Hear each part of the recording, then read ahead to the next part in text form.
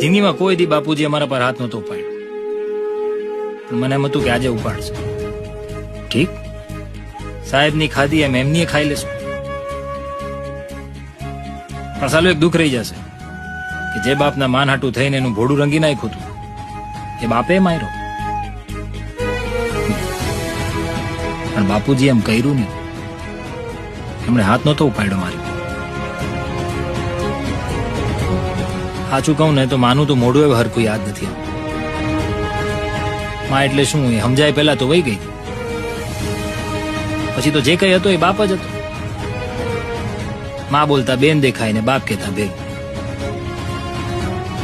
બાપુજીને મારી વચમાં બહુ વાતું ન થતી, જરૂર જ નથી પડતી. ટૂંકમાં જે છું ને જ્યાં છું એમાં રાજી છું. એ મારા બાપને કારણે જ કદાચ. બાપનો બહુ મોટો હાથ હોય છે. તમે જે છો ને જ્યાં છો એમાં. મારું એવું જ છે. ફરક એટલો કે મારો બાપ મને તીઠોય ગમતો નહોતો, એટલે હું આજે અહીં ને આમ છું.